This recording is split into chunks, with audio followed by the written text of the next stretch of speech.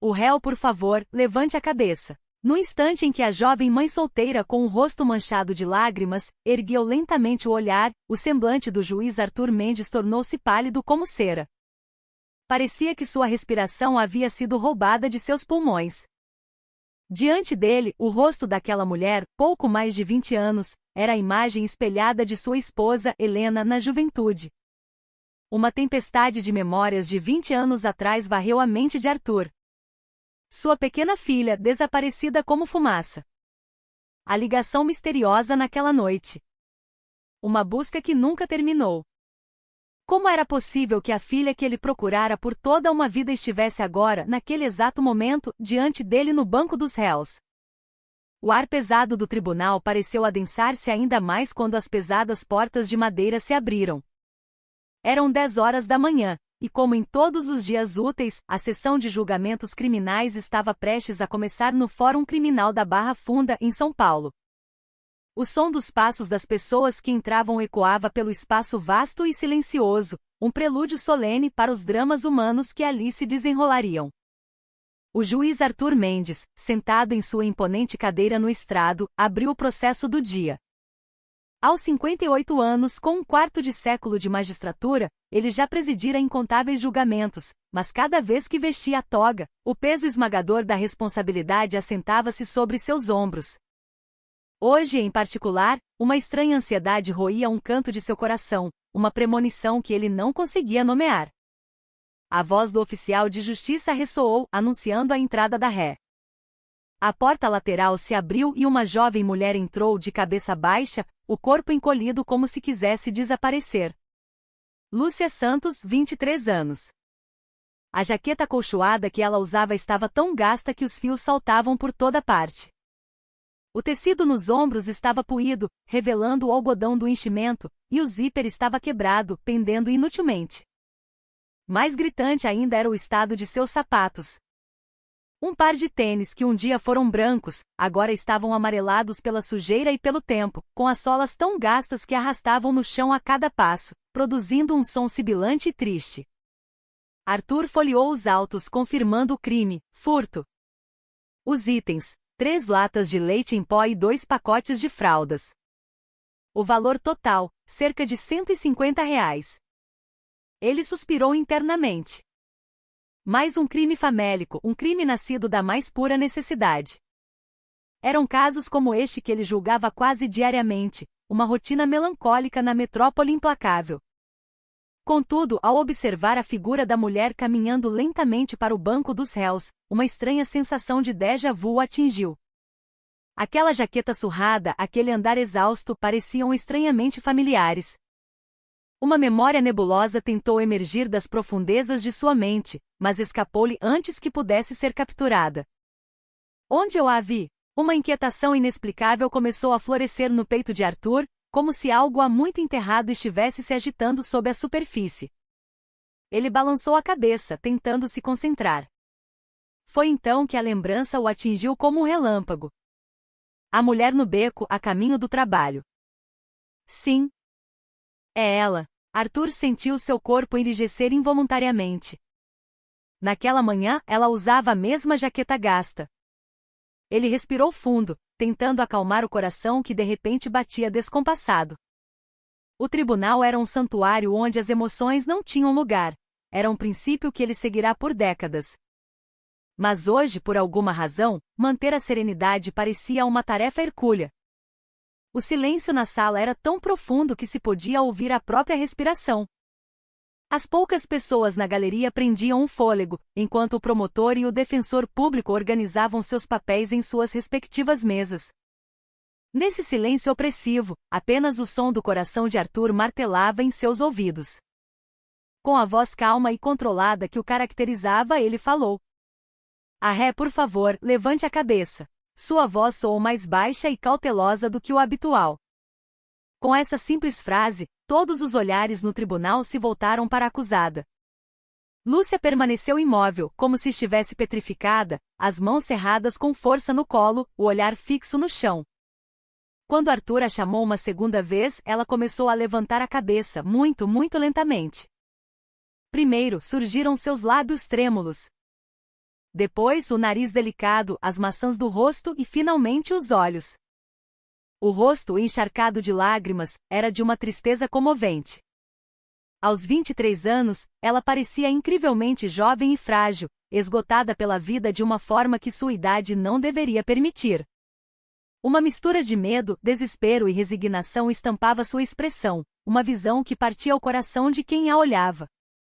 E foi nesse instante que o rosto de Arthur se transformou numa máscara de pedra. O tempo pareceu congelar. Ele apenas a encarava, os olhos fixos, a mente subitamente em branco. Aquele rosto, aquela expressão. A maneira como ela continha a dor, o modo como mordia o lábio inferior mesmo enquanto as lágrimas escorriam, era terrivelmente familiar. Era a mesma expressão que sua esposa Helena fazia quando jovem, sempre que a tristeza a dominava. Era o rosto dela no dia em que perderam o primeiro filho, chorando sozinha no quarto. E acima de tudo, era a mesma expressão que ela usou todos os dias após perderem sua segunda filha, Sofia, a filha que tanto custaram a ter. A mesma tentativa de engolir a dor, a mesma rendição final às lágrimas que agora se repetia diante dele. As pontas dos dedos de Arthur começaram a tremer sutilmente. Ele cerrou as mãos sobre a mesa, mas o tremor não cessou. Seu coração galopava descontroladamente, e um suor frio brotou em sua testa. Não. Não pode ser. É apenas uma coincidência. Ele tentou negar, balançando a cabeça internamente, mas seu olhar permanecia cravado nela, como se atraído por um ímã poderoso. De repente, ele não se sentia mais no tribunal. Era como se tivesse sido sugado para outro tempo ou outro espaço. As paredes da sala desapareceram, os ruídos se distanciaram, e apenas ele e ela pareciam existir naquele vácuo. E então, as memórias de 20 anos atrás o inundaram. A mão que ele soltou por um instante no shopping center. A voz de sua filhinha, que ele nunca mais ouviu, ecoando como um fantasma em sua mente. Arthur mal conseguia respirar. A dor do passado invadiu o presente, e ele se agarrou à mesa para não desabar, os nós dos dedos brancos de tanta força, as mãos ainda tremendo. Murmúrios começaram a se espalhar pela sala. A reação incomum do juiz Arthur, conhecido por sua frieza e imparcialidade, intrigou a todos. O promotor e o defensor público o olhavam com preocupação. Mas Arthur não ouvia nada. Em meio ao seu breve silêncio, apenas o soluço da mulher no banco dos réus ecoava no tribunal. Sua visão começou a turvar. O tribunal ondulava como se estivesse debaixo d'água, e o tempo parecia correr para trás. Sua consciência rebobinou para aquela manhã, dias atrás, a caminho do trabalho. A mulher no beco e a mulher agora no tribunal. Todos os momentos se conectando, o fio do destino começando a se desenrolar lentamente. Foi numa manhã fria, algumas semanas antes. Arthur caminhava sua rota habitual para o trabalho. Eram 8 horas, e a caminhada da estação de metrô até o fórum levava cerca de 15 minutos. Ele sempre escolhia os becos e ruelas mais estreitos. Era mais silencioso que a avenida principal e, mais importante, caminhar por ali se tornará um ritual de 25 anos para organizar seus pensamentos antes de começar o dia. Naquele dia, a garoa fina e persistente de São Paulo umedecia o ar, fazendo o rosto de Arthur formigar. Ao longe, a dona de uma lanchonete abria as portas de sua loja, e o cheiro de café fresco e salgados fritando se misturava à umidade. Arthur ajeitou o colarinho de seu sobretudo preto e apertou o cachecol, apressando o passo. Foi quando ouviu um ruído agudo e desconfortável de algo arrastando no chão. Inicialmente, ele tentou ignorar, mas o som ficou mais alto, agora acompanhado pelo choro abafado de um bebê. Arthur parou e olhou na direção do som. Na esquina do beco, uma mulher empurrava um carrinho de bebê. Ou melhor, tentava empurrar. A roda esquerda do carrinho estava completamente torta, e a mulher usava toda a sua força para praticamente arrastá-lo. Quando chegava a um pequeno degrau na calçada, o carrinho emperrava, a roda girando em falso, produzindo aquele som irritante. A mulher usava um gorro cinza enfiado na cabeça, e os cabelos desgrenhados escapavam por baixo. A jaqueta acolchoada que vestia parecia velha e mal cuidada à primeira vista. Os fios saltavam das costuras dos ombros, e o enchimento de algodão era visível através de um rasgo. O que mais chamou sua atenção foram as mãos dela. Agarrando a alça do carrinho com força, o dorso de suas mãos estava marcado por frieiras. Os dedos vermelhos e inchados contavam uma história silenciosa de sofrimento no frio. Arthur deu um passo para continuar seu caminho. Ele não era do tipo que se intrometia na vida alheia e, além disso, precisava se preocupar com o horário. Mas após alguns passos, ele parou novamente.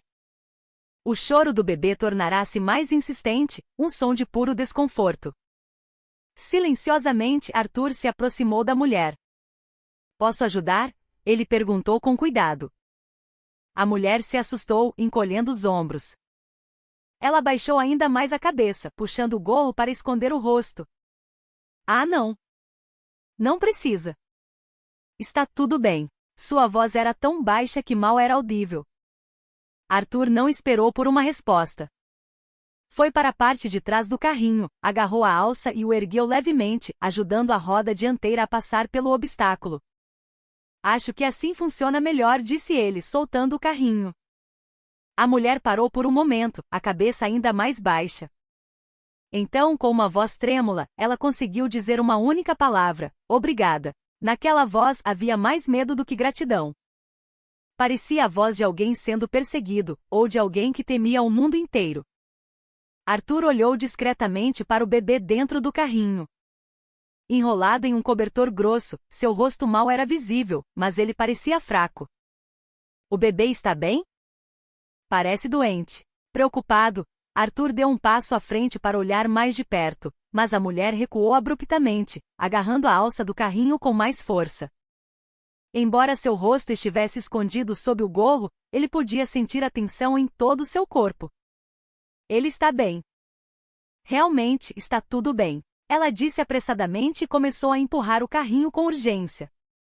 A roda ainda arrastava, mas ela não se importou, andando rapidamente, quase fugindo. Fugindo de Arthur, fugindo de tudo. Ele ficou parado, observando suas costas se afastarem. A jaqueta gasta balançando ao vento, o carrinho torto desaparecendo na esquina do beco. Um desconforto inexplicável se instalou em um canto de sua mente. A sensação de que deveria ter feito mais, de que não deveria tê-la deixado ir. Mas ele balançou a cabeça e retomou seu caminho. "É a vida dela. O que mais eu poderia fazer?" Ele se consolou com esse pensamento, mas durante todo o dia, a imagem dela não saiu de sua cabeça.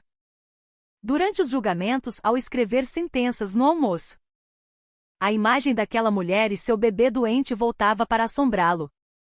Na manhã seguinte, Arthur pegou o mesmo beco no mesmo horário. Uma parte dele esperava vê-la. Mas a mulher e o bebê não estavam lá. Nem no dia seguinte, nem no outro. Foi uma coincidência. Nunca mais a verei. Ele tentou voltar à sua rotina, mas estranhamente a memória daquele dia se recusava a desaparecer. E Arthur não sabia, naquele momento, que aquele encontro era a primeira peça de um quebra-cabeça que viraria sua vida de cabeça para baixo. A engrenagem do destino já havia começado a girar. Alguns dias depois, Arthur estava a caminho do trabalho quando seus passos pararam abruptamente. Na frente de uma pequena padaria no meio do beco, havia alguém cuja silhueta era terrivelmente familiar. A mesma jaqueta gasta, os ombros curvados, o gorro cinza. Era, sem dúvida, a mulher do carrinho de bebê. Ela estava parada em frente à vitrine da padaria, o carrinho ao lado, olhando os pães expostos. Arthur a observou por um momento. Ela estava tão perto do vidro que seu rosto quase o tocava, examinando cada pão, um por um. Quando seus olhos pousaram em um sonho de creme, ela lambeu os lábios sutilmente. Quando olhou para os pães de queijo quentinhos, de onde subia um vapor delicado, ele a viu engolir em seco. Naquele instante, sem saber por que, Arthur entrou na padaria. "Bom dia, Dr. Arthur." A dona da padaria o cumprimentou calorosamente. Ele costumava comprar seu café da manhã ali de vez em quando. "Dona Elsa, por favor, me dê 2 sonhos, 2 pães de queijo e 2 leites achocolatados." "Claro, só um minuto." Vou pegar os que acabaram de sair do forno para o senhor. Enquanto a mulher embalava os pães, Arthur olhou pela vitrine. A mulher ainda estava lá parada, balançando o peso do corpo de um pé para o outro. Arthur pegou o saco quente e saiu da padaria. E então, lentamente, com muito cuidado, ele se aproximou dela. Ele não queria assustá-la e fazê-la fugir novamente. Com licença, ele disse da forma mais gentil que pôde. A mulher, ainda assim, se assustou, encolhendo-se. Ela rapidamente abaixou a cabeça e deu um passo para trás. Ah! Sou eu.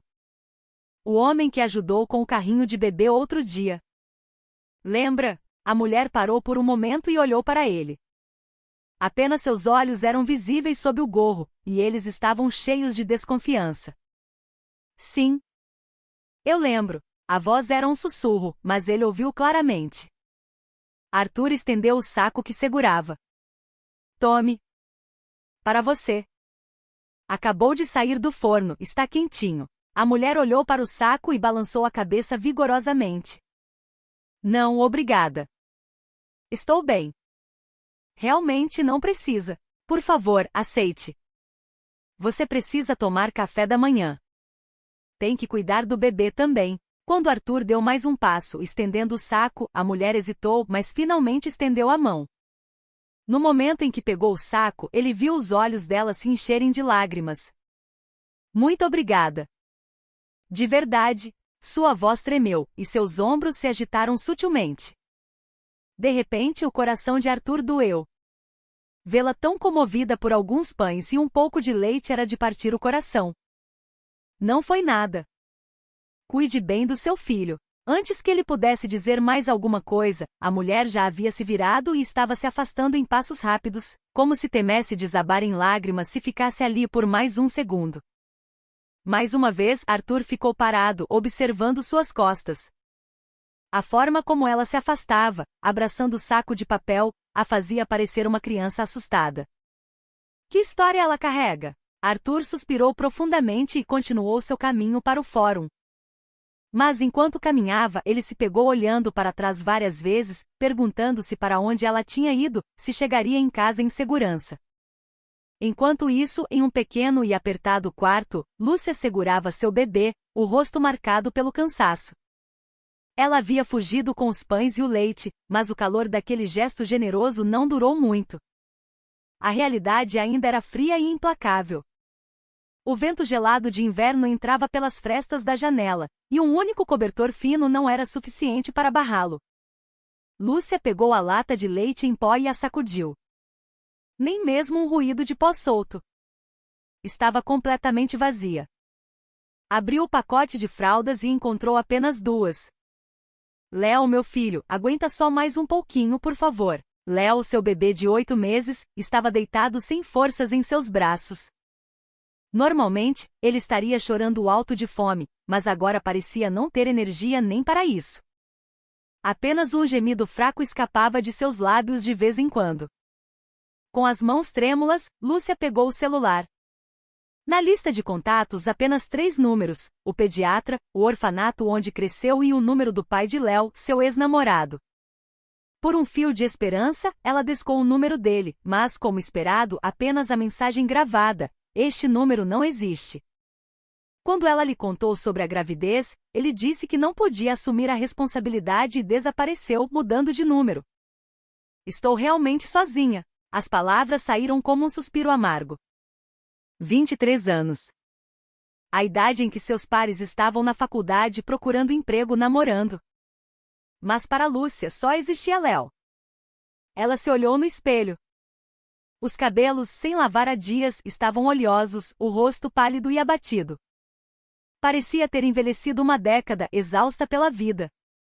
Seu olhar vagou para as contas espalhadas pelo chão. Luz, gás, o aviso de despejo do aluguel. A palavra atraso em letras vermelhas parecia gritar para ela. Não paguei o aluguel deste mês também. Lúcia suspirou e foi para a cozinha improvisada. Abriu a geladeira na esperança de encontrar algo, mas havia apenas um pote de picles quase vazio e uma garrafa de água. Uá, uá! Léo começou a chorar novamente. Lúcia correu para pegá-lo. O rostinho dele estava vermelho e quente. Ao tocar sua testa, sentiu o calor da febre. Oh, meu Deus, Léo!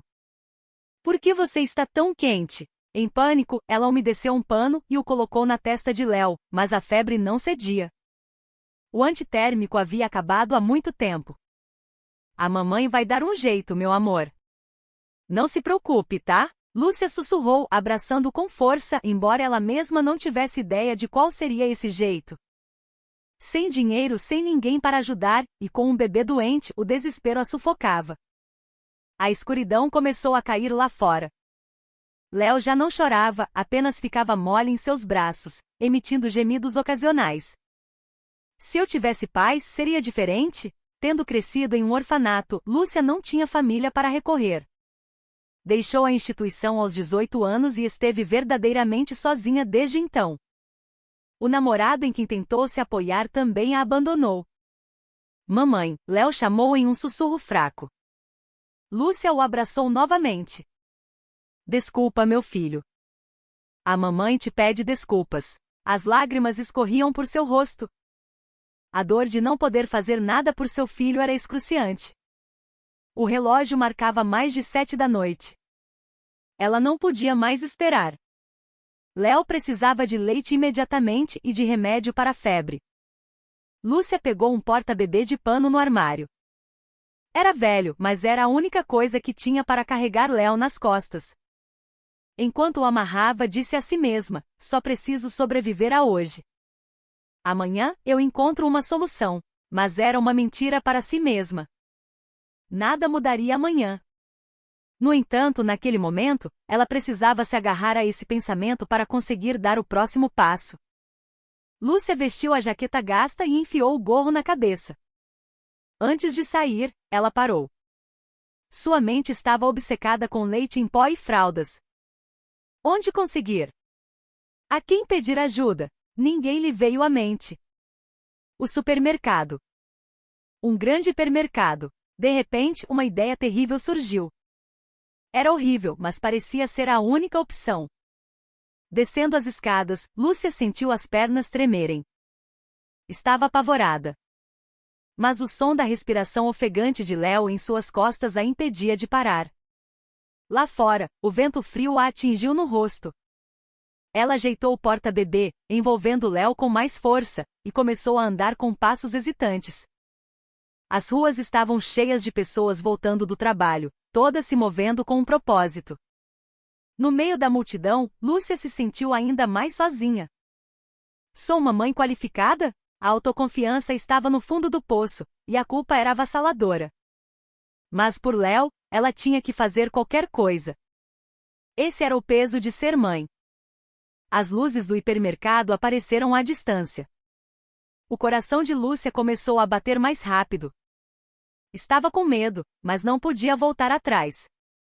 Léo, meu amor, só mais um pouquinho. Ela afagou o bebê em suas costas e caminhou em direção ao mercado.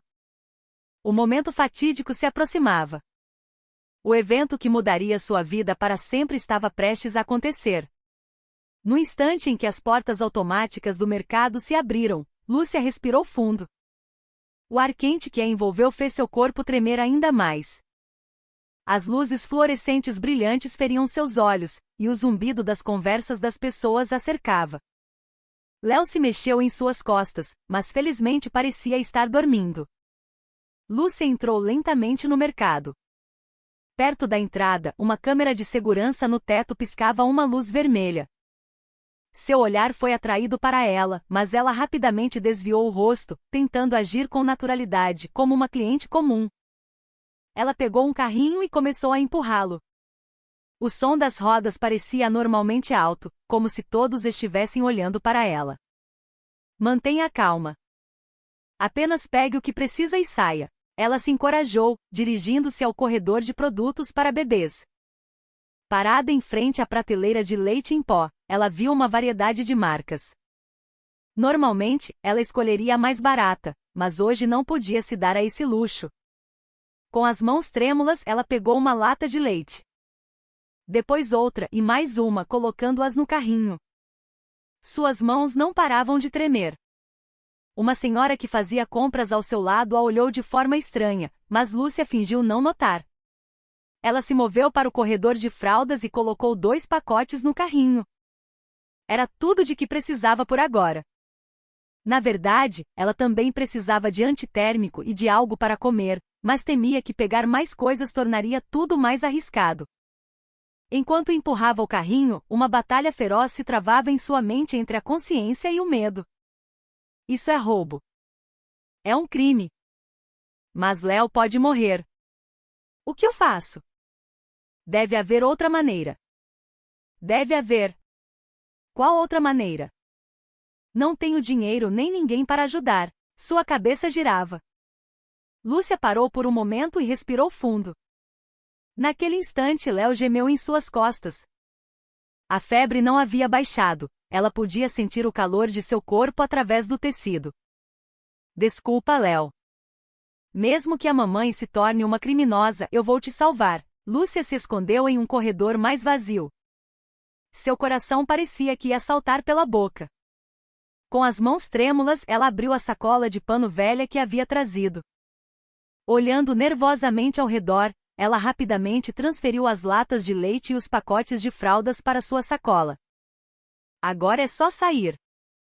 Por favor, Deus. Tentando parecer indiferente, ela passou pelos caixas. Sua boca estava seca e suas pernas tremiam. A saída estava à vista. Ela abraçou a sacola com força e caminhou em direção à porta. Seu coração batia descontroladamente, tão alto que ela achou que todos ao redor podiam ouvir. Só mais um pouco. A luz do sensor da porta automática se acendeu e as portas começaram a se abrir. Foi nesse exato momento de alívio que ela ouviu. Ei, senhora! Uma voz grave soou atrás dela. Luca instintivamente parou. Ou melhor, foi forçada a parar, pois alguém agarrou seu braço com força. Senhora, você precisa pagar por isso. Era um segurança. Um homem alto e corpulento a segurava, o olhar afiado, a expressão severa. Lúcia sentiu o sangue fugir de seu corpo. Seu rosto ficou branco e seus lábios tremeram. Ah! Meu bebê! Ele está doente. As palavras não saíam direito. Sua garganta estava fechada e sua visão ficou turva. Léo, em suas costas, assustado, começou a chorar. Vamos para a sala da segurança, disse o guarda, inflexível. Ele a conduziu pelo mercado. Todos os olhares se voltaram para ela. Sussurros se espalharam. Nossa, uma ladra! Com um bebê nas costas, que vergonha! Na sala da segurança, vários monitores de CCTV exibiam imagens do mercado. Em um deles, Lúcia era claramente vista colocando leite em sua sacola. Não havia como negar. Qual o seu nome? O segurança perguntou. Lúcia Santos. Idade? 23. O guarda começou a anotar em um formulário. Naquele momento, os joelhos de Lúcia cederam. Ela caiu no chão, agarrando as calças do segurança. Por favor, só desta vez. Por favor, me deixe ir. Meu bebê está doente. Ele não tem leite e está com febre. Eu sinto muito, de verdade, só desta vez. As lágrimas escorriam por seu rosto misturadas com um muco. Ela nem se importou em limpar, apenas implorou desesperadamente. A porta da sala se abriu e outros funcionários entraram, incluindo uma mulher que parecia ser a gerente. Eles olharam para Lúcia com pena, mas foi só. Já chamou a polícia? A gerente perguntou ao guarda. Estou prestes a ligar. Espere um pouco. A gerente olhou para Lúcia mais de perto. O bebê em suas costas, as roupas gastas, a expressão de puro desespero. Ela pareceu hesitar. Foi realmente por causa do bebê? Ela perguntou. Sim, eu juro. Por favor, olhe, ele está queimando de febre. Lúcia tirou Léo das costas e mostrou sua testa. Ele estava realmente muito quente. A expressão da gerente se tornou ainda mais conflituosa, mas o segurança permaneceu firme. Sinto muito, mas as regras são as regras. Independentemente do motivo, furto tem que ser reportado. No final, a polícia foi chamada. Lúcia sentou-se em uma cadeira na sala em estado de choque, enxugando as lágrimas que não paravam de cair. Léo começou a chorar alto, assustado pela fome, febre e pelo ambiente estranho. Léo, meu amor, está tudo bem. A mamãe está aqui. Ela tentou acalmá-lo, mas foi inútil. O choro encheu a pequena sala. Cerca de 15 minutos depois, o som de uma sirene de polícia se aproximou. O coração de Lúcia bateu ainda mais forte. Agora é o fim. 2 policiais entraram, um homem mais velho e uma mulher jovem. Lúcia Santos? Venha conosco. Lúcia assentiu. Não tinha mais forças para resistir. Ela se levantou segurando Léo com força, as pernas tão fracas que mal conseguia ficar de pé. No caminho para a viatura, uma pequena multidão se formou em frente ao mercado. Todos olhavam para ela. Alguns balançavam a cabeça em desaprovação, outros tinham uma expressão de pena. Assim que entrou na viatura, Lúcia desabou em prantos. Soluço, soluço. Desculpa, Léo. A mamãe te pede desculpas. Seus soluços encheram o carro. A policial no banco da frente olhou para ela pelo espelho retrovisor, seus olhos mostrando compaixão. Mamãe, primeiro, enxugue suas lágrimas. Eu não tinha um único centavo. Meu bebê não come direito há 2 dias e está com febre. Lúcia respondeu entre soluços. O policial mais velho suspirou. Ainda assim, furto é crime. Primeiro vamos para a delegacia para você prestar depoimento, depois vemos o que fazer. A viatura partiu lentamente. Lúcia olhou fixamente pela janela. As luzes da cidade estavam borradas por suas lágrimas. A partir daquele momento, sua vida mudaria completamente. Ela só queria salvar seu filho, mas agora estava a caminho de se tornar uma criminosa. Quando chegaram à delegacia, já passava das 9 da noite. Lúcia saiu do carro, segurando Léo com força. O ar frio da noite a atingiu, mas seu corpo estava encharcado de suor frio. Suas pernas fraquejaram e a policial rapidamente a amparou. Com calma. Vai ficar tudo bem. A gentileza em sua voz quase a fez chorar novamente, mas ela se segurou. Já havia chorado o suficiente. Dentro da delegacia, as luzes fluorescentes pareciam ofuscantes. Alguns policiais trabalhavam em suas mesas e em um canto, um homem bêbado estava sentado em uma cadeira. Lúcia queria encolher e desaparecer. Todos os olhares pareciam pesar sobre ela. Sente-se aqui, disse o policial, apontando para uma cadeira na sala de interrogatório. Lúcia sentou-se com cuidado. Léo ainda estava choramingando, claramente desconfortável com a fome e a febre. Acho que precisamos alimentar o bebê primeiro, disse a policial com uma expressão preocupada. Lúcia baixou a cabeça e respondeu em voz baixa, eu não tenho leite em pó. Foi por isso que sua voz sumiu, e um silêncio se instalou na sala. O policial suspirou profundamente. Espere 1 minuto. A policial saiu e voltou 5 minutos depois com uma sacola de loja de conveniência. Dentro havia 2 mamadeiras de fórmula líquida e água morna. Dê isso a ele por enquanto. O bebê parece muito mal. Obrigada. Muito obrigada. Lúcia pegou a fórmula com as mãos trêmulas. Assim que colocou a mamadeira na boca de Léo, ele começou a sugar desesperadamente. Era de partir o coração ver o quão faminto ele estava. O policial observou a cena por um momento antes de abrir um formulário de depoimento sobre a mesa. Seu crachá dizia Sargento Silva. Ele parecia ter cerca de 40 anos. Lúcia Santos, seu CPF, por favor. Com a voz trêmula, Lúcia ditou o número. O sargento anotou lentamente. Endereço? Rua? Bairro de Capão Redondo, São Paulo. Família? Pais e irmãos. Diante da pergunta, Lúcia mordeu o lábio. Não tenho. Fui criada em um orfanato. Saí há 5 anos. A caneta do sargento parou por um instante. Ele olhou para ela novamente. 23 anos, órfã, e agora mãe solteira. Era fácil imaginar as dificuldades que ela enfrentará. E o pai do bebê? Os ombros de Lúcia se encolheram. Não tenho contato. Ele desapareceu quando soube da gravidez. Mudou o número de telefone. Então você está criando o bebê sozinha? Sim. A resposta de uma palavra carregava um peso inimaginável. O sargento Silva largou a caneta por um momento e olhou para ela. Você está trabalhando? Não consigo desde que o bebê nasceu. A fila para creches públicas é enorme e não tenho dinheiro para uma particular. Ninguém para me ajudar a cuidar dele.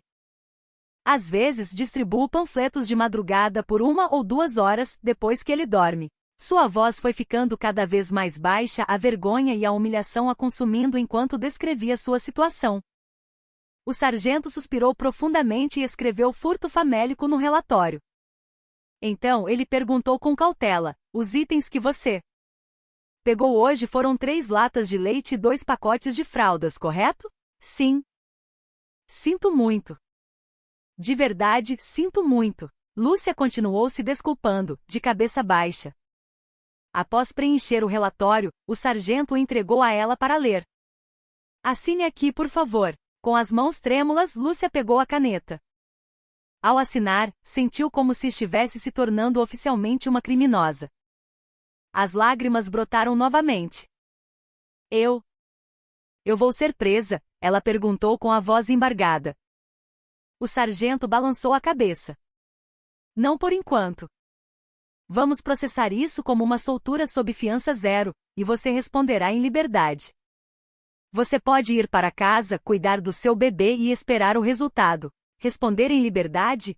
Lúcia não entendeu o termo. O sargento explicou pacientemente: significa que a investigação continuará enquanto você está em casa, não na prisão.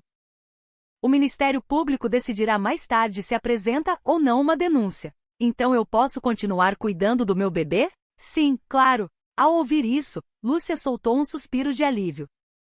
Pelo menos não seria separada de Léo. O sargento hesitou por um momento, depois pegou sua carteira. Tirou uma nota de R$ 50 e a colocou na frente de Lúcia. Isso, Lúcia levantou a cabeça, surpresa. O sargento pareceu constrangido.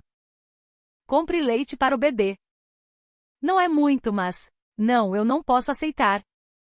O senhor já comprou a fórmula. Lúcia rapidamente recusou, mas o sargento foi firme. Pegue. O crime é o crime, mas o bebê precisa comer. Como policial não deveria dizer isso, mas como ser humano estou lhe dando isso. Sinto muito. Obrigada. Eu vou pagar de volta, eu prometo. Lúcia apertou a nota de R$ 50 e chorou. Era difícil acreditar que havia alguém no mundo disposto a ajudá-la. Mas escute, continuou o sargento com uma expressão séria. Não podemos evitar o indiciamento. A queixa foi registrada e tudo está nas câmeras de segurança. O Ministério Público entrará em contato em alguns dias. O supermercado está insistindo na punição. Então, o que vai acontecer comigo? Normalmente casos como este vão para um juizado especial. Provavelmente resultarão em uma multa. Uma multa. O rosto de Lúcia ficou pálido novamente. R$ 50 já era uma fortuna para ela. Uma multa era impensável. Quanto seria? Bem, o valor do furto é baixo, mas como não houve acordo, pode variar de 500 a R$ 1.000. R$ 1.000? Lúcia sentiu o ar faltar. R$ 1.000. Era uma quantia que ela não conseguia nem imaginar. Vendo sua reação, o sargento sentiu pena. Você já procurou algum programa de apoio para mães solteiras? Não. Eu nem sei como fazer isso. Vou ver o que posso encontrar para você. Vou procurar contatos de fundações ou centros de assistência social e te mando por mensagem. Sério? Obrigada. Muito obrigada. Lúcia se curvou em agradecimento. Uma pequena centelha de esperança apareceu, mas a ansiedade não desapareceu. Após o interrogatório, Lúcia deixou a delegacia com Léo nos braços. Já passava das 11 da noite. As ruas estavam estranhamente silenciosas. No caminho para casa, Lúcia não parava de tocar na nota de R$ 50 que o sargento lhe dera. Aquele pequeno pedaço de papel era sua tábua de salvação. Ao chegar em seu quarto e acender a luz, o espaço vazio a cumprimentou. ela deitou Léo na cama e desabou no chão. O choro que ela segurara finalmente veio. Seus soluços encheram o pequeno quarto. Por que eu tenho que viver assim? O que eu fiz de errado? Léo, depois de tomar o leite, estava um pouco mais calmo, mas a febre persistia. Lúcia trocou o pano úmido em sua testa e sussurrou: "Desculpa, meu filho. A mamãe te pede muitas desculpas." Naquela noite, Léo não dormiu bem, gemendo intermitentemente. Lúcia também não dormiu. Passou a noite em claro, segurando e embalando seu bebê. Alguns dias se passaram. Lúcia ligou para os contatos que o sargento Silva enviou, mas a maioria das respostas foi que havia longas listas de espera ou que ela não se qualificava. A realidade permanecia fria e dura. Então, uma manhã, uma correspondência registrada chegou. O remetente era o Ministério Público. Com as mãos trêmulas, Lúcia abriu o envelope. Era uma intimação para pagamento de multa. E abaixo, o valor, R$ 1.000. No momento em que leu o papel, Lúcia caiu no chão. R$ 1.000. R$ 1.000. Suas mãos tremiam incontrolavelmente. Ela mal tinha dinheiro para a comida do dia seguinte, como conseguiria R$ 1.000? O desespero a consumiu. Ela sentiu que não conseguia respirar, o peito apertado. Segurando o papel com força, ela chorou silenciosamente. Depois de um longo tempo, um pensamento lhe ocorreu. O sargento Silva. Talvez ele pudesse lhe dar algum conselho. Com as pernas bambas, ela foi para a delegacia com Léo nas costas. Felizmente, o sargento estava de plantão. "Sargento, eu..." Lúcia se aproximou com cautela. Ele a reconheceu imediatamente. "Ah, senhora." "Lúcia? O que aconteceu?" "Isso chegou." Com as mãos trêmulas, ela lhe entregou a intimação. O sargento leu o documento e assentiu. R$ 1.000. Como eu esperava. "Sargento, o que eu faço? Como vou conseguir esse dinheiro?" Sua voz era desesperada.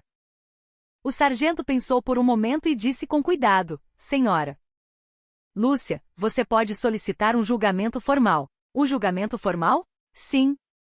Você pode contestar a ordem de pagamento e solicitar um julgamento. Assim você poderá explicar sua situação diretamente a um juiz. E a multa pode ser reduzida. É uma possibilidade. Especialmente em casos como o seu, um crime famélico ré primária com um bebê pequeno. O juiz pode mostrar clemência." "Sério?" Um brilho de esperança apareceu nos olhos de Lúcia. O sargento assentiu. "Claro, não é garantido. Mas as coisas não vão piorar. Vale a pena tentar." Lúcia apertou a intimação. A ideia de um julgamento era assustadora, mas também parecia sua última esperança. "Como eu faço para solicitar?" No verso deste documento deve haver um formulário de solicitação. Assine e entregue no fórum em até uma semana. "Entendi." "Muito obrigada, sargento." Lúcia se curvou profundamente em agradecimento. Ao sair da delegacia, ela fez uma promessa a si mesma. "Vou tentar. Vou lutar até o fim."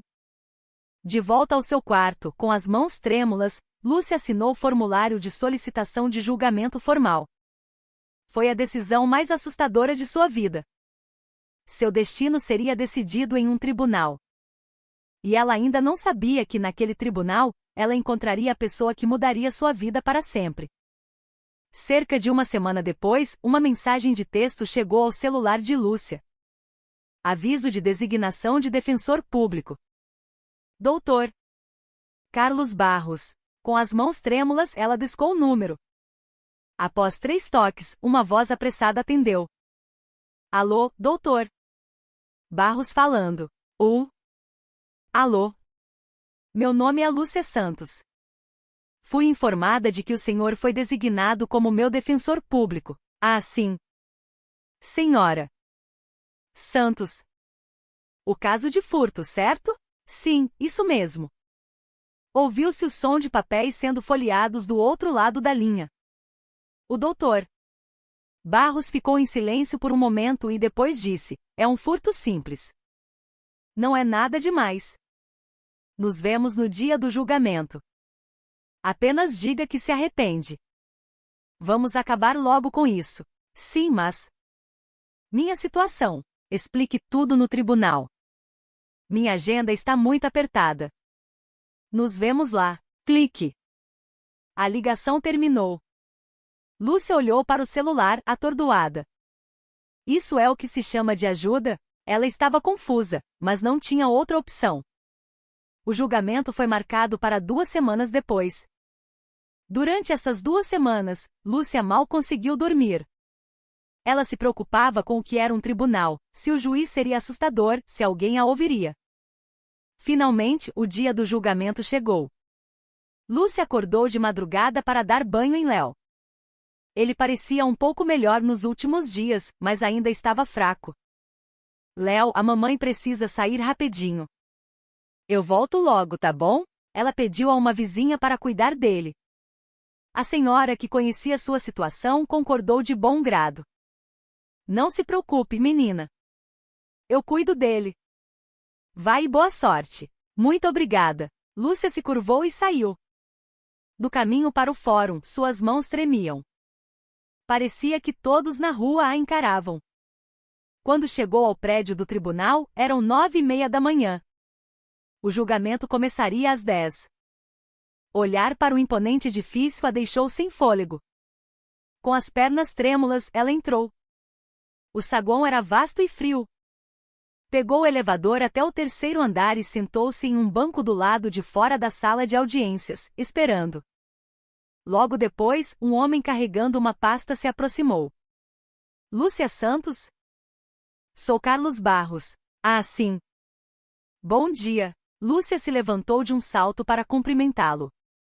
O advogado parecia cansado enquanto folheava seus papéis. Processo. Furto famélico. Ré primária. Não deve ser difícil. Doutor, por favor, ouça minha história. Meu bebê estava doente e... Diga isso ao juiz mais tarde. Meu trabalho é apenas fazer a defesa formal. O doutor. Barros olhou para o relógio. E não fale demais. Apenas diga que se arrepende. Mantenha a explicação curta. Entendido? Sim. Lúcia ficou desapontada, mas só podia assentir. Logo, a porta do tribunal se abriu. Um oficial de justiça chamou: Lúcia Santos, por favor, entre. Com passos trêmulos, Lúcia entrou na sala. Era menor do que ela imaginava, mas estranhamente intimidante. O estrado do juiz era alto, com as mesas do promotor e do advogado de defesa de cada lado. E no centro, o banco dos réus. Lúcia sentou-se, as mãos firmemente entrelaçadas no colo, a cabeça baixa. Seu coração batia tão rápido que era difícil respirar. Todos de pé para a entrada do juiz. A voz do oficial de justiça ecoou. Lúcia se levantou com as pernas bombas. A porta se abriu e um juiz de toga preta entrou. Naquele momento, toda a sala pareceu congelar. Lúcia estava tão nervosa que tudo ao seu redor pareceu parar. O juiz sentou-se e abriu o processo. Era um homem de quase 60 anos com uma expressão severa. Podem se sentar. Todos se sentaram. O juiz folheou os autos. Lúcia manteve a cabeça baixa, apertando as mãos. O juiz Arthur leu o processo e pensou consigo mesmo. Outro crime famélico. Ele olhou para o banco dos réus. O rosto da ré estava escondido, mas suas roupas chamaram sua atenção. A jaqueta gasta, as mangas com fios soltos, o remendo no ombro. Onde eu vi isso antes? Arthur sentiu um estranho déjà vu. Aquelas roupas pareciam familiares. De repente, uma memória recente veio à mente. A mulher no beco, a caminho do trabalho. A mulher empurrando o carrinho de bebê usava uma jaqueta idêntica. E a mulher em frente à padaria, olhando os pães. O coração de Arthur se apertou sutilmente. Ele se recompôs e abriu a boca para falar. Arré, por favor, levante a cabeça. Sua voz estava calma como sempre, mas ele sentiu um leve tremor. Lúcia começou a levantar a cabeça, muito lentamente. Primeiro o queixo, depois o nariz, as bochechas e finalmente os olhos. Um rosto cheio de lágrimas, uma expressão de medo e desespero. Naquele instante, o olhar de Arthur congelou. Foi como um golpe na nuca. Ou um aperto no coração. Aquele rosto. A mente de Arthur ficou em branco. A maneira como Lúcia continha a dor era tão familiar. Era a mesma expressão que sua esposa, Helena, fazia quando jovem, em momentos de tristeza. A forma como ela mordia o lábio, segurando as lágrimas, a cabeça ligeiramente inclinada, a súplica em seus olhos. Era idêntico. Arthur mal conseguia respirar. Seu coração disparou e as pontas dos dedos ficaram geladas. E então fragmentos de memória o atingiram como um raio. Papai, olha aquilo. A risada de sua Sofia, de 3 anos. O vestido rosa, os sapatos brancos novos. Sofia, devagar. Segure a mão do papai. Sua pequena figura correndo pelo corredor do shopping. E então, Sofia? Onde você está? Sofia. Sua própria voz desesperada correndo loucamente pela multidão. Um pequeno laço de cabelo caído no chão. Atenção, perdemos uma menina de 3 anos. O anúncio ecoando pelos alto-falantes. A ligação misteriosa naquela noite. Agora você vai sentir a dor de perder sua família também. Uma voz fria e baixa do outro lado da linha. Por causa da sua sentença, meu irmão foi para a cadeia. Você destruiu minha família, agora vou destruir a sua. Onde está minha filha? Uá, uá, o choro fraco de um bebê ao fundo. Clique. A ligação caiu. Foi a última vez. E 4 dias depois, o suspeito morreu em um acidente de carro. Minha filha. Onde está minha filha? Não temos nenhuma pista, senhor. Arthur estava sentado no estrado do juiz, mas sua mente viajou 20 anos no passado. O tribunal à sua frente balançava. Ou talvez fosse ele quem estava tremendo. Não. Não pode ser. Arthur balançou a cabeça, tentando voltar à realidade. É só uma semelhança. Uma coincidência. Não pode ser, mas seu coração batia descontroladamente e suas mãos tremiam. Ele pegou o copo de água, mas suas mãos tremiam tanto que a água balançou. Acalme-se. Acalme-se. Você é um juiz. Não pode se deixar levar pelas emoções. Arthur fechou os olhos e respirou fundo. Mas quando os abriu, o rosto de Lúcia estava lá novamente e as memórias o inundaram. Helena, chorando todas as noites, abraçada a uma foto de Sofia. Onde estará nossa Sofia? Os dias que passaram distribuindo panfletos de desaparecimento. E agora essa mulher na sua frente. 23 anos. Vinda de um orfanato. Será possível? Arthur olhou para o processo novamente. As letras dançavam em sua visão. Lúcia Santos. 23 anos. Orfanato Luz da Esperança. Ao ler orfanato, seu coração afundou. Onde ela foi encontrada? Quando? 20 anos atrás. Ele sentiu que ia sufocar. O interior de sua toga estava encharcado de suor. Arthur forçou-se a levantar a cabeça. Lúcia ainda estava de cabeça baixa, chorando.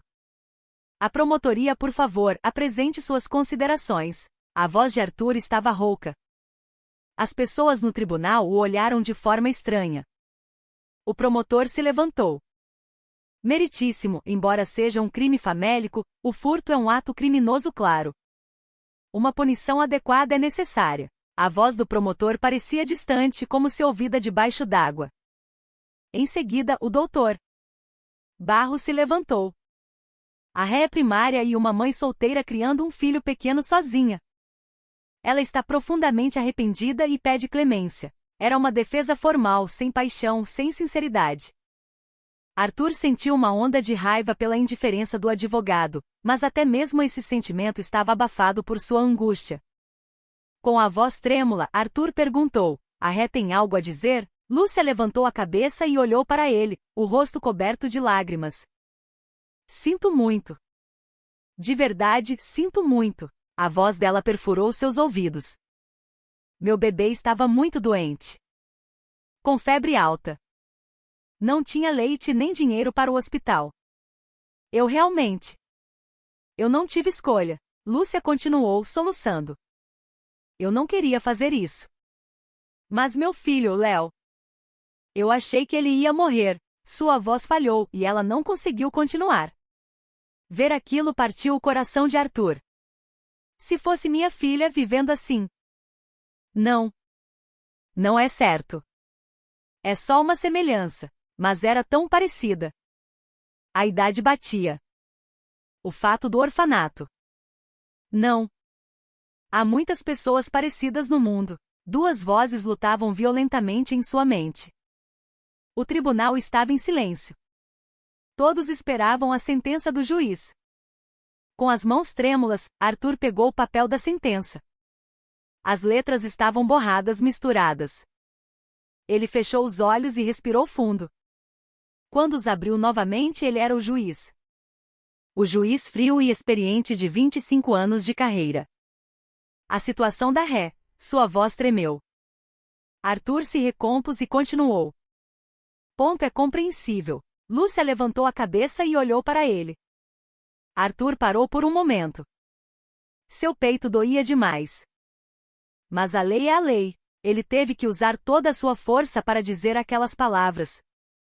Por mais difícil que seja a situação, o furto não pode ser tolerado. Lúcia baixou a cabeça, as lágrimas escorrendo. Com a voz trêmula, Arthur leu a sentença. No entanto, considerando que a ré primária e que o crime foi motivado pela necessidade. A pena é de, sua voz falhava repetidamente. Ponto multa de R$300. Obrigada. Obrigada. Eu vou trabalhar para pagar, eu prometo. Lúcia se curvou, a voz embargada pelo choro. O julgamento terminou. Sessão encerrada. Lúcia se levantou, cambaleando, e caminhou em direção à porta do tribunal. A pequena figura em sua jaqueta gasta. Arthur a encarou, mas ela saiu sem olhar para trás.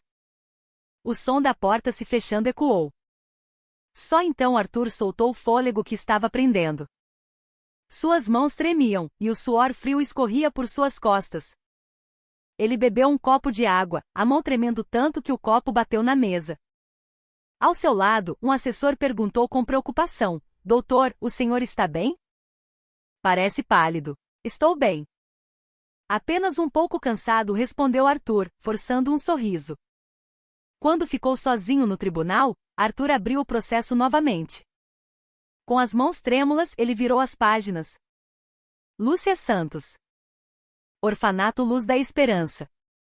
Arthur pegou um pequeno pedaço de papel e escreveu com letras trêmulas: Orfanato Luz da Esperança. Será possível? É realmente minha filha? O sussurro ecoou fracamente na sala vazia. Arthur permaneceu sentado por um longo tempo, sem forças para se levantar. A filha que ele procurou por 20 anos. Poderia ser ela? Ele havia acabado de sentenciar sua própria filha? O pensamento sufocava. Com as mãos trêmulas, Arthur guardou o bilhete no bolso. Ele precisava verificar. Precisava ir ao orfanato, ver os registros, descobrir se ela era realmente sua filha, ou apenas uma cruel coincidência. Com passos pesados, Arthur deixou o tribunal. Enquanto caminhava pelo corredor, ele continuou olhando para trás, na esperança de que Lúcia ainda estivesse em algum lugar. Mas o corredor estava vazio. Naquela noite, Arthur chegou em casa e desabou no sofá da sala. Suas mãos tremiam. Ao tirar o casaco, ao afrouxar a gravata, elas não paravam de tremer. Querido, você chegou. O jantar. Helena saiu da cozinha e parou ao ver o rosto do marido. Algo estava muito errado. O que aconteceu com você? Arthur levantou a cabeça e olhou para a esposa. Seus lábios tremiam. Helena. Sua voz estava rouca. Uma sensação estranha. Muito estranha. Helena sentou-se ao lado dele e pegou sua mão. Estava fria como gelo.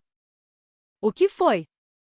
Me diga. Eu vi uma mulher no tribunal hoje. Arthur começou a falar lentamente, com os lábios trêmulos. 23 anos. Vinda de um orfanato. Ao ouvir isso, os ombros de Helena enrijeceram sutilmente. Ela se parecia tanto com você quando era jovem. Não pode ser, querido. Tanta gente se parece. Helena começou a dizer, mas parou ao ver a expressão do marido. Seus olhos estavam desesperados. A expressão era a mesma. A que você faz quando está triste. A forma como seus lábios tremem, como ela segura as lágrimas. Tudo. A voz de Arthur tremeu. E ela tem 23 anos. Se Sofia estivesse viva, teria exatamente essa idade. Os olhos de Helena vacilaram. Seu coração começou a bater forte. Ela veio do orfanato Luz da Esperança. Foi encontrada há 20 anos. Luz da Esperança, um pequeno gemido escapou dos lábios de Helena. Eles se olharam em silêncio por um longo tempo. Uma lágrima escorreu pelo rosto de Helena. Arthur, você acha? Eu preciso verificar. Eu tenho que ir lá. Com as mãos trêmulas, Arthur pegou o celular. Ele digitou o orfanato Luz da Esperança na busca. Você vai ligar agora? Sim. Amanhã. Eu tenho que ir amanhã mesmo. Arthur descou o número. O telefone chamou. Ao lado dele, Helena esperou, prendendo a respiração. Naquela noite, os dois não dormiram. Ao amanhecer, a porta da sala da diretora do orfanato se abriu. Sejam bem-vindos.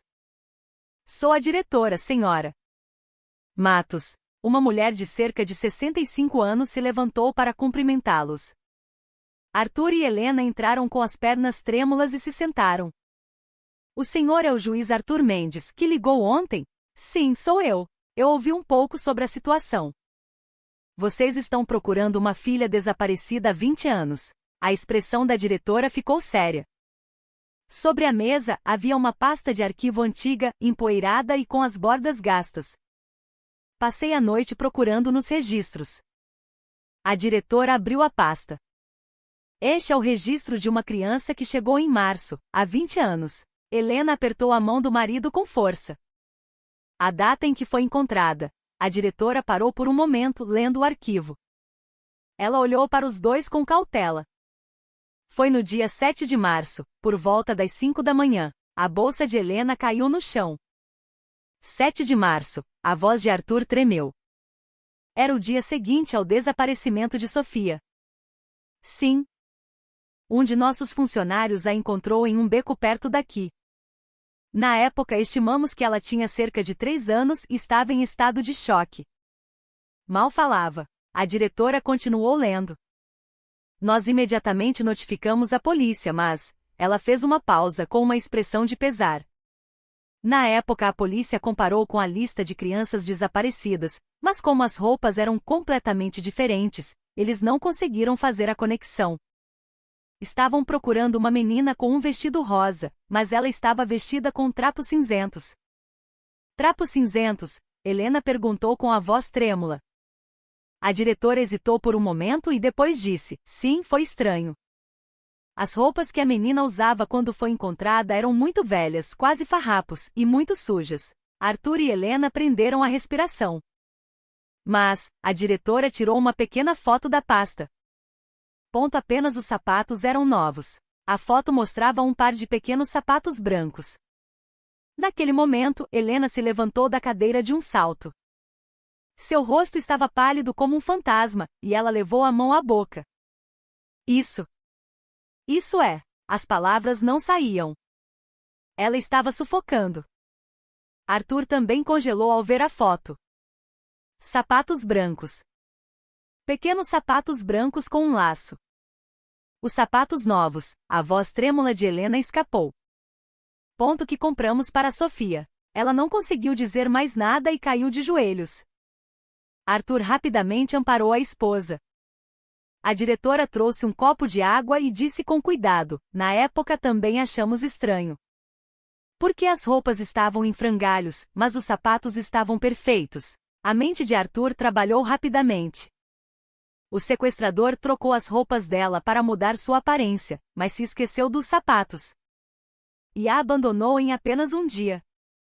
O objetivo era vingança, ele nunca pretendeu criá-la. Ele a abandonou enquanto fugia da polícia. Arthur cerrou os dentes.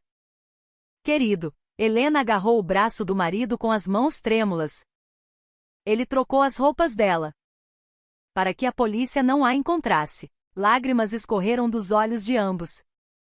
É por isso que nunca encontramos nossa Sofia, Helena soluçou. A diretora permaneceu em silêncio por um momento e depois continuou. A criança não se lembrava de seu nome nem de seus pais. Então, nós lhe demos um novo nome. A diretora apontou para o arquivo. Lúcia. Que significa luz, ponto. Lúcia. Arthur repetiu o nome lentamente. O mesmo nome que ele havia chamado no tribunal. Ela cresceu aqui até os 18 anos. A diretora pegou outro álbum.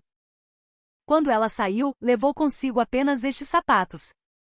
Era tudo que ela tinha do seu passado. O álbum continha fotos de Lúcia crescendo no orfanato. Helena chorou silenciosamente enquanto olhava as fotos. Nossa Sofia. Sozinha aqui. Doutor, senhora, a diretora disse com cuidado. Para terem certeza, vocês precisam ver os sapatos pessoalmente. Onde ela está agora? Essa menina.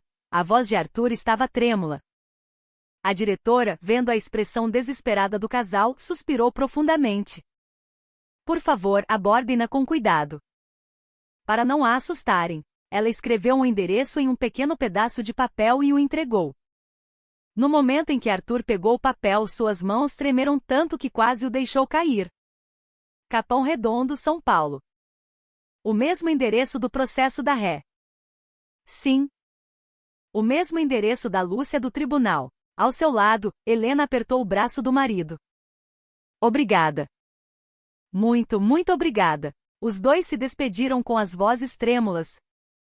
Ao sair do orfanato, suas pernas mal o sustentavam. Assim que entraram no carro, Helena agarrou a mão do marido com força. O fio do destino, rompido por 20 anos, estava prestes a ser reatado. Arthur dirigia, mas continuava olhando para a esposa. Helena olhava pela janela, as lágrimas escorrendo. Você está bem? Sim. É que parece um sonho. Helena enxugou as lágrimas e sorriu fracamente. Por 20 anos eu rezei todas as noites. Para que nossa Sofia estivesse segura e saudável em algum lugar. Para que alguém a estivesse amando. Sim, eu sei. E agora? Finalmente podemos encontrá-la. O carro deixou a área central e entrou em um bairro residencial. Ruas estreitas apareceram. Arthur verificou o endereço no bilhete e dirigiu lentamente. É aquele prédio ali. O prédio que Helena apontou era um cortiço antigo e mal conservado. Arthur estacionou o carro. Eles saíram, mas pararam em frente ao prédio.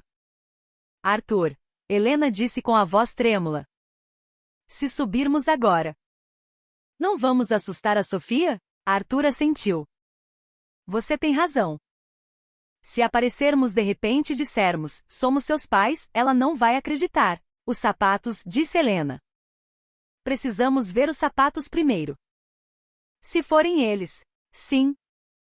E então contaremos tudo. Eles deram as mãos e, com passos hesitantes, caminharam em direção à entrada do prédio.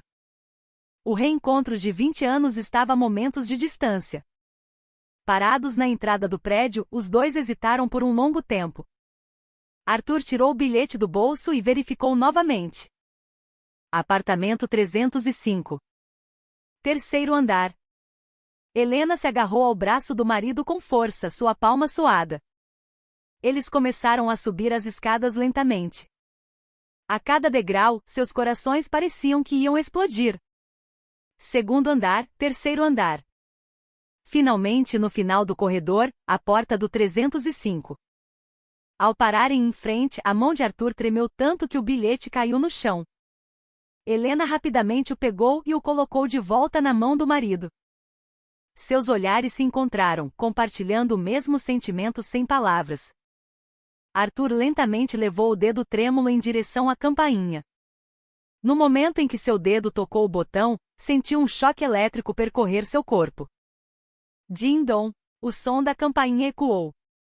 Eles prenderam a respiração. Ouviram passos se aproximando do outro lado da porta, lentos e cautelosos. Sentiram a presença de alguém esperando em silêncio. Quem é? Uma voz baixa e desconfiada perguntou. Com a voz trêmula, Helena respondeu, é. Lúcia? Podemos falar com você um minuto? É muito importante. Houve um longo silêncio. Eles podiam sentir a hesitação do outro lado. Então, a porta se abriu um pouco. O rosto de Lúcia apareceu na fresta. Seus olhos, cheios de desconfiança, examinaram os dois e então se arregalaram. Oh! O senhor juiz! Sua voz estava chocada. O mesmo juiz que a sentenciou. Por que ele estaria ali? Lúcia, assustada, deu um passo para trás. O que? O que o senhor quer? Naquele momento, Helena sentiu que ia parar de respirar. Vendo-a de perto, era ainda mais certo. Era o seu próprio rosto mais jovem. Com as mãos trêmulas, Helena abriu a bolsa. De dentro, ela tirou a foto que receberá no orfanato. Viemos fazer um pedido estranho.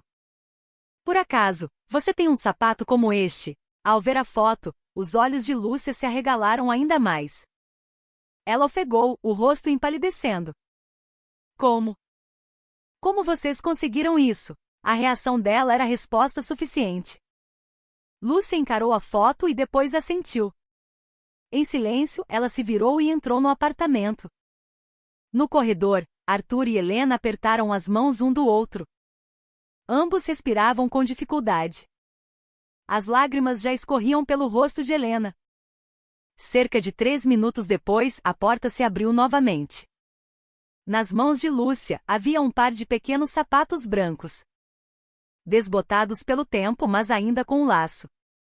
Os mesmos sapatos que eles calçaram em Sofia no shopping, 20 anos atrás. Esta é a única coisa que tenho da minha infância. A única coisa que sobrou, disse Lúcia com a voz trêmula. Naquele instante, os joelhos de Helena cederam e ela caiu no chão. Ela cobriu a boca com as 2 mãos, mas os soluços escaparam. Sofia. Arthur também sentiu suas forças se esvaírem. Ele se apoiou na parede para não cair. Sua visão ficou turva, e ele ouvia apenas um zumbido nos ouvidos. São eles. Os que nós compramos. Ele não conseguiu terminar a frase e também desabou no chão em frente à porta. Ele cobriu o rosto com as mãos, e as lágrimas escorreram por entre os dedos. Lúcia recuou, assustada. Ver aqueles 2 estranhos desmoronando em sua porta a deixou completamente confusa. Com as mãos trêmulas, Helena estendeu a mão e pegou a de Lúcia. Sou eu. Sua mãe. Você é nossa filha. Sua voz estava embargada pelo choro. Nós te perdemos no shopping, há 20 anos. Ao ouvir aquelas palavras, Lúcia congelou. Os sapatos quase caíram de suas mãos. Seus lábios tremiam. Arthur levantou a cabeça e olhou para Lúcia, o rosto coberto de lágrimas. O juiz de 25 anos de carreira, que nunca havia chorado no tribunal, agora chorava como uma criança. Nós verificamos os registros do orfanato. A data em que você foi encontrada. Os sapatos brancos. Tudo bate. Lúcia recuou até bater as costas na parede. Suas pernas fraquejaram. Sua mente ficou em branco. Não. Meu nome é Lúcia. Meus pais. Sua voz sumiu. Ela mesma não tinha certeza. Helena se levantou e se aproximou de Lúcia. Com as mãos trêmulas, ela acariciou o rosto de Lúcia. Nós te encontramos. Por 20 anos. Não houve um único dia em que não pensamos em você. O toque era tão quente. Um calor que Lúcia nunca havia sentido. Algo dentro de seu peito pareceu se quebrar. Arthur se levantou e ficou na frente de Lúcia. Embora fosse muito mais alto, ele agora estava de cabeça baixa. Me desculpe. Seu pai demorou demais para te encontrar. Sua voz estava embargada. Eu não consegui te proteger. Eu te coloquei no banco dos réus. Eu te transformei em uma criminosa. O rosto de Arthur se contorceu de dor. Eu Eu sou o criminoso. Ao ouvir isso, Lúcia balançou a cabeça com força e apertou a mão de Arthur. Não. O senhor só fez o seu trabalho. A errada fui eu. Eu estou bem, de verdade. Arthur abraçou Lúcia. O juiz experiente chorou como uma criança. Eu deveria ter te protegido para que você nunca precisasse passar por isso. O choro de Arthur era a explosão de 20 anos de desespero contido. Seus ombros tremiam, todo o seu corpo se abalava. Lágrimas também escorriam dos olhos de Lúcia. Seu coração estava partido. A pergunta que a assombrou por toda a vida, por que ela não tinha paz, porque teve que viver em um orfanato, a resposta estava bem na sua frente. Eu sempre achei que estava sozinha, sua voz falhou. Eu achei que meus pais tinham me abandonado. Eu sempre me perguntei por que só eu era sozinha. Helena sentou-se ao lado dela e a abraçou. A filha que ela abraçava pela primeira vez em 20 anos. A criança que era tão pequena havia crescido. Nós não te abandonamos. Nunca. Alguém te levou. Nós te procuramos como loucos. Arthur também se ajoelhou e abraçou as duas. Os três choraram, abraçados na soleira da porta.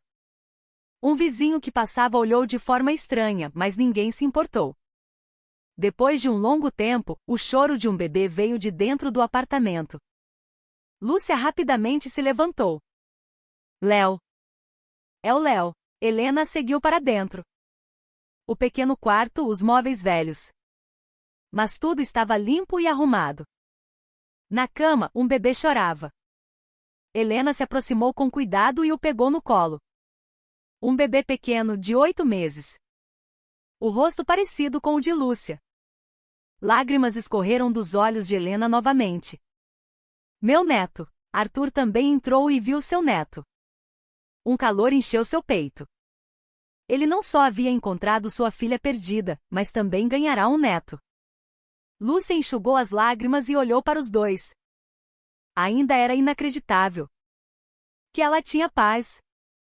Pais que a procuraram por tanto tempo. Helena, segurando Léo, disse a Lúcia, vamos morar todos juntos agora. Ao ouvir isso, Lúcia baixou a cabeça. Com as mãos cerradas, ela disse em voz baixa, uma pessoa como eu. Pode morar com vocês? Que bobagem é essa? Arthur colocou a mão no ombro de Lúcia. Você é nossa filha. É claro que vai morar conosco, mas... Eu sou mãe solteira. E agora tenho uma ficha criminal. A voz de Lúcia tremeu. Aparecer assim de repente. Eu não vou ser um fardo? Um fardo? Helena segurou a mão de Lúcia com a mão livre. Você é a filha que procuramos por 20 anos.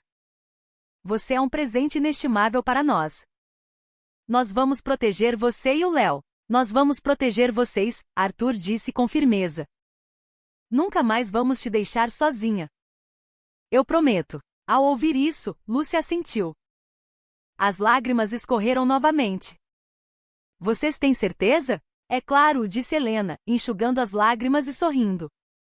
Porque você é nossa filha. E o Léo é nosso neto. Lúcia não conseguiu mais se conter e os abraçou. Era um calor que ela nunca havia sentido. As três pessoas permaneceram juntas naquele pequeno quarto por um longo tempo. O sol começou a se pôr lá fora, e um brilho alaranjado iluminou o cômodo. 20 anos perdidos. O tempo que parecia rompido para sempre estava, naquele momento, sendo reatado. Alguns dias depois, Arthur e Helena voltaram ao apartamento de Lúcia. Desta vez, para ajudá-la a fazer as malas. Quando entraram, Lúcia estava sentada ao lado da cama, organizando algumas roupas velhas. Léo estava deitado em um cobertor no chão, olhando para o teto. Vocês chegaram. Lúcia se levantou para cumprimentá-los. Ainda era estranho. Chamar-lhes de mãe e pai não saía naturalmente. Sim, viemos ajudar, disse Helena, sorrindo. Ela olhou ao redor do quarto. Não havia muita coisa. Algumas roupas, um cobertor velho, uma panela pequena. Era tudo. Helena pegou uma lata de leite em pó vazia em um canto. O fundo estava raspado. Seu coração se apertou. Minha filha viveu assim. Seus olhos ficaram marejados. Ao lado da cama, havia uma pilha de roupas de bebê gastas. Algumas com o enchimento saindo, outras com botões faltando. Vendo aquilo, Helena mordeu o lábio. Arthur também sentiu o peso no coração ao olhar ao redor. O espaço apertado, as paredes mofadas, a janela que não fechava direito. Eu deveria tê-la encontrado antes. Já peguei tudo, disse Lúcia, segurando uma pequena sacola. Os 23 anos de sua vida estavam contidos naquela pequena sacola. Então vamos, Arthur disse, pegando Léo no colo. O bebê não chorou nos braços do estranho. Em vez disso, olhou para o rosto de Arthur com curiosidade. Eles colocaram as coisas no carro e partiram. Lúcia, no banco de trás, olhou pela janela. O bairro onde viveu estava ficando para trás. O lugar onde ela viveu sozinha por 20 anos. Cerca de 30 minutos depois, o carro parou em um bairro residencial tranquilo. Chegamos, disse Arthur, desligando o motor. Lúcia saiu do carro e olhou para a casa. Uma casa de 2 andares com um pequeno jardim e uma árvore. É aqui que eu vou morar. A porta da frente se abriu. Entre. Agora está em a sua casa, disse Arthur. Lúcia entrou com cuidado. O ar quente a envolveu. Era incomparavelmente mais espaçoso e limpo que seu antigo quarto. A sala, a cozinha e os quartos no final do corredor. Lúcia olhou ao redor, atordoada, como se estivesse em outro mundo. Este é o seu quarto, disse Helena, abrindo a porta de um quarto no final do corredor. Era um quarto claro, cheio de luz solar. Havia uma cama, uma escrivaninha e um guarda-roupa. E o quarto do Léo é logo ao lado. A porta ao lado se abriu para revelar um berço e um tapete de brincar. As paredes estavam decoradas com desenhos de animais. Ao ver aquilo, os olhos de Lúcia se encheram de lágrimas. Tudo isso é para nós? Claro! Preparamos tudo às pressas nos últimos dias. Você gostou? Helena perguntou, sorrindo. Lúcia assentiu, enxugando as lágrimas. Sim. É maravilhoso. Arthur colocou Léo no tapete do quarto de bebê. O bebê, curioso com o tapete limpo e macio, começou a bater nele com as mãos. E então ele deu uma gargalhada. Ao ouvir aquela risada, o coração de Arthur se aqueceu. Era um sentimento que ele nunca havia experimentado antes. O sentimento de ser avô. Seus olhos ficaram marejados. Estão com fome?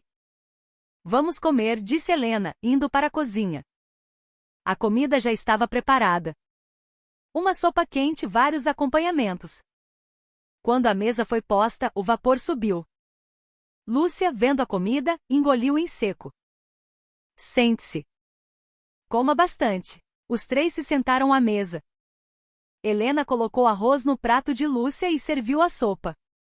A partir de agora, você pode comer assim todos os dias. Lúcia pegou a colher e tomou um gole da sopa. O caldo quente desceu por sua garganta. Aquele sabor. Lágrimas escorreram dos olhos de Lúcia. É a primeira vez na minha vida que como algo com este gosto. Ao ouvir isso, o coração de Helena se partiu. Arthur também largou a colher. Me desculpe. De verdade, me desculpe. Não, Lúcia balançou a cabeça e sorriu. Agora eu posso comer assim. Estou feliz. Os dias se passaram. O rosto de Léo começou a ganhar cor. O bebê que estava sempre apático no antigo quarto agora ria e brincava. Arthur e Helena compraram uma montanha de brinquedos. Estes são os primeiros brinquedos do nosso neto, disse Arthur, sorrindo. Quando ele balançou um chocalho na frente de Léo, o bebê estendeu a mão para pegá-lo. A risada do bebê encheu a casa. À noite, Helena e Lúcia sentavam-se no sofá e conversavam. Como você era quando criança, Sofia? Quer dizer, Lúcia? Helena perguntou. Eu não me lembro muito bem. Só lembro de crescer no orfanato.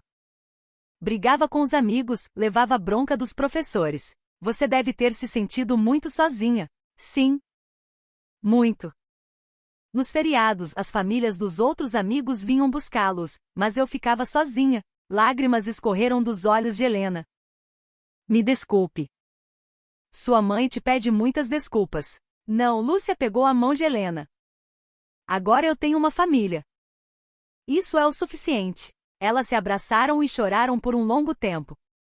Arthur também mudou no trabalho. Ele não julgava mais com tanta frieza. Olhava para os réus com mais compaixão.